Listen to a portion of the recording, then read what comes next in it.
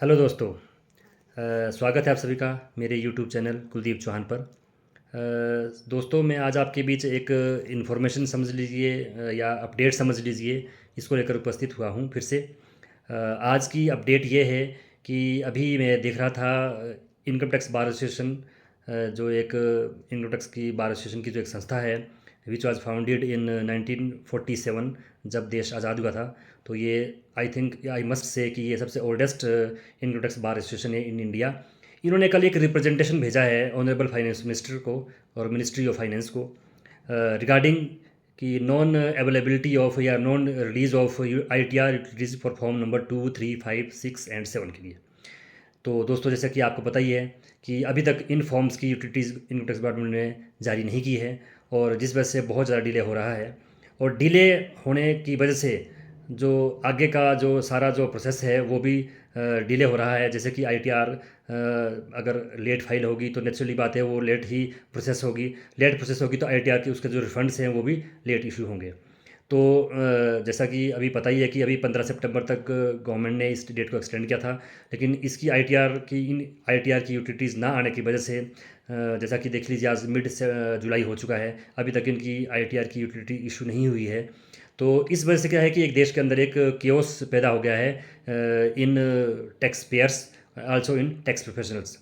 और अगर ये डिले के कारण बाद में इशू होती है और इसका जो है इफ़ेक्ट क्या आएगा, तो साथियों की आगे सितंबर अक्टूबर में आपको पता ही है कि त्योहारों का सीज़न होता है, फेस्टिवल का सीज़न होता है इंडिया में। और उस वजह से क्या होगा कि उस टाइम और साथ साथ में ऑडिट केसेस भी आ जाते हैं। तो उस टाइम क्या होगा कि ये सारा का सारा जो है इकट्ठा ये काम टैक्स पेयर्स के लिए भी और टैक्स प्रोफेशनल्स के लिए भी आ जाएगा। तो उससे भी बड़ी चीज़ जो है वो ये है कि ITR के जो इसके जो रिफंड्स हैं वो लेट आएंगे, जिसको कि एक्सपेक्ट किया जा रहा था कि वो by the end of December 2025 आ जाने चाहिए थे, जो कि अब एक्सपेक्ट किया जा रहा है कि वो जनवरी फरवरी तक भी आ सकते हैं।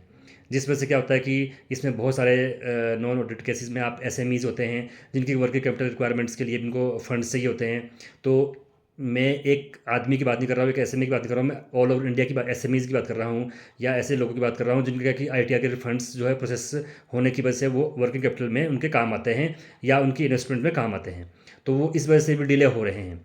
तो गवर्नमेंट को इस रिप्रेजेंटेशन में ये कहा गया है कि आप जो है इनकी ITR की यूटिलिटीज दे दीजिए। हालांकि इस रिप्रेजेंटेशन में इनकम टैक्स डिपार्टमेंट की उनके IT सेल की बहुत तारीफ की गई है कि उन्होंने टाइमली जो है TDS का डाटा, TIS और AIS का डाटा प्रोवाइड कर दिया। लेकिन साथ साथ अगर इन फॉर्म्स की ITR की यूटिलिटी भी आ जाए तो इससे क्या होगा कि early ITR filing and processing by the department शुरू की जा सकती है।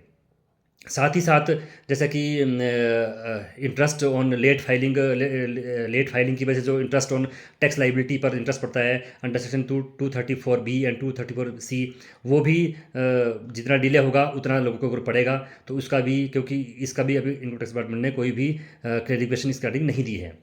तो साथ ही साथ सबसे बड़ा जो ड्रॉबैक जो मैं अभी देख रहा हूँ, काफ़ी लोग मुझे फ़ोन करते हैं, वो ये है कि अभी तक इन ITR की फाइलिंग शुरू ना होने की वजह से बैंकों में काफ़ी लोगों का काम अटक चुके हैं।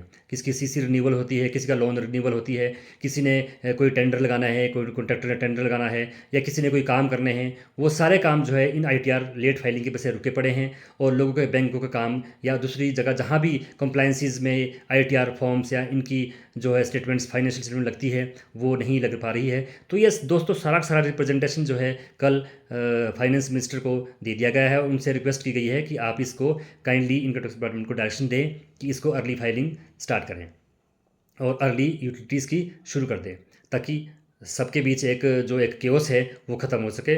तो विद दिस आज के लिए इतना ही। अगर आपको मेरा ये अपडेट पसंद आया हो तो कृपया मेरे चैनल को लाइक, शेयर और सब्सक्राइब जरूर करें। धन्यवाद।